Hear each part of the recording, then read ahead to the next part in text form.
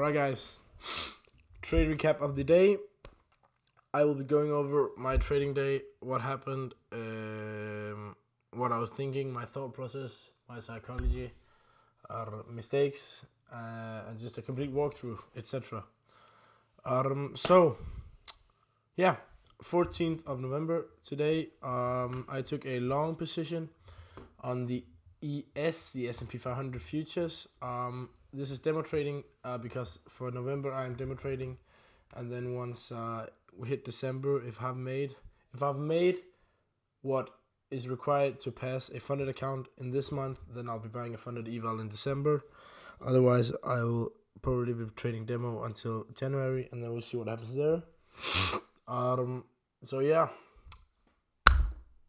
today's trade, today's draws were pretty obvious. Where's my mouse? There. So first of all, we had a daily fair value gap up here that I was no, it was a 4-hour. We had a 4-hour fair value gap that was very why the fuck would I mark it out like that though? That's just all right. There's a 4-hour fair value gap. I'll just remark this.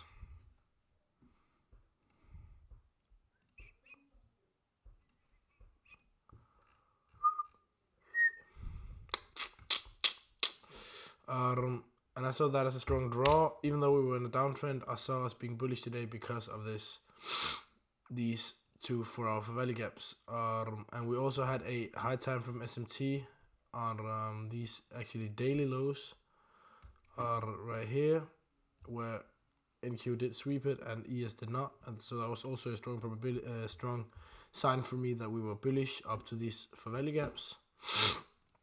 Now, what happened through the day that my key level hit was basically this big high time from SMT. We also swept London low a couple times, but the main one was this SMT on these daily lows actually. So we have market open. Once market opens, we go down a bit, then we come up and we have a breaker structure to the upside. And we have this breaker structure on both assets actually.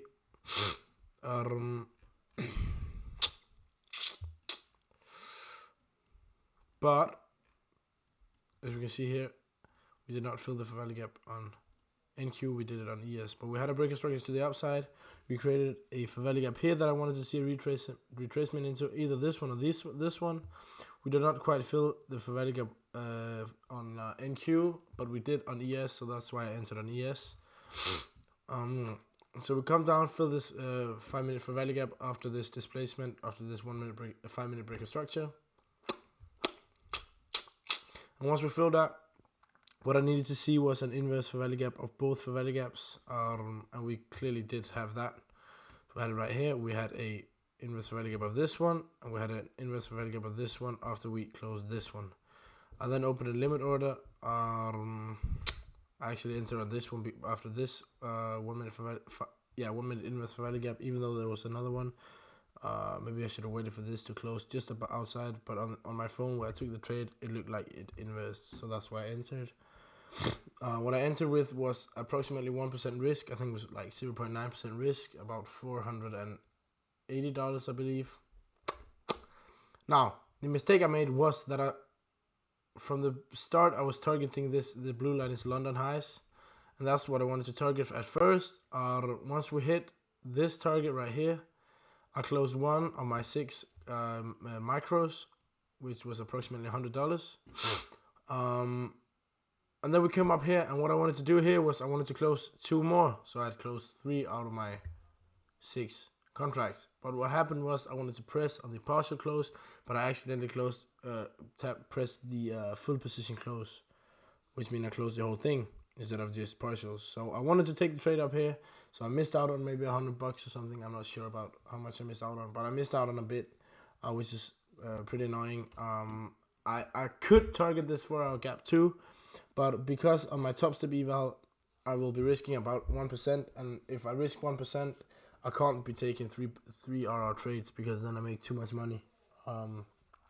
Because I think if you make more than 50% of your total profit target, which the profit target is 3 grand. So if I make more than 1.5 grand in one trade, then I'll blow the account. So I'll stay on like between 2 to 5 RR maximum, because then I know if I risk 1% with a 2 to 5 RR, it's impossible for me to break that rule.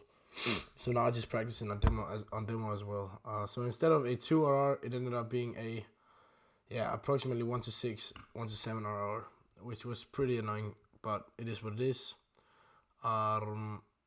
Yeah, everyone makes mistake, and I believe it was not that bad of a mistake because I did not miss out. I did not lose money. I just made a bit less than I would have actually made. No, I actually believe that my psychology have become a lot better than it has been before. I was calm throughout this whole trade. Of course, it's demo, so I've never traded live, so we'll see. Like on the trade recaps when I trade on live capital on the Top Step and My Fund of Futures, etc. on prop firm live accounts, because then maybe it's something else and maybe I'll be more stressed. But I did not feel stressed at all when trading this. Luckily, yeah. I will. Yeah, I think that's approximately everything for this trade recap. You guys make sure to like, subscribe if you enjoy this content. I am showcasing my journey from unprofitable to profitable as a 16-year-old day trader. My Discord community is linked down below if you guys want to join there. We can build a community there of like-minded traders who wants to become profitable together. Maybe we could help each other. I'm also gonna post the Unprofitable Diaries videos. I think there's around 10 videos left, approximately, and then I have created all the videos for that YouTube series, which I think is a good. I think that was a good series to kick off this channel, because then I had a lot of content to post, you know. So yeah, ES trade. Oh, maybe I should just show how much I made. I made now.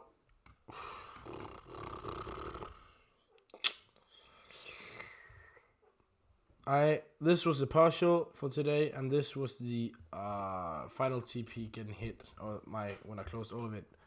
So the reason this is at 1.2 grand now is because I accidentally opened a 15 cons entry when I should not even have entered yesterday. So I lost almost the whole account because my phone was lagging when I wanted to enter. It was the same problem today when I entered on my phone, and I said create limit order. So when we hit this point, we're gonna enter. Then we hit the point. Then all of these lines and the stop loss just didn't show, and then I didn't know what was going on. So when that happened yesterday, I re-entered 3 times because I thought it was a problem. So then I entered with, instead of 5 cons, I entered with 15 cons, which was way too much risk. So I had to just create the new account. So the profit that I made before that mistake, that balance, I just opened a new account with that balance. So added up, there should also be one here where I lost about $400 something, and then one where I made $888. But they're not here because I had to open the new account. But my total P&L for November as so far is $1,202, because the $751 is not included in the trade that I took previously.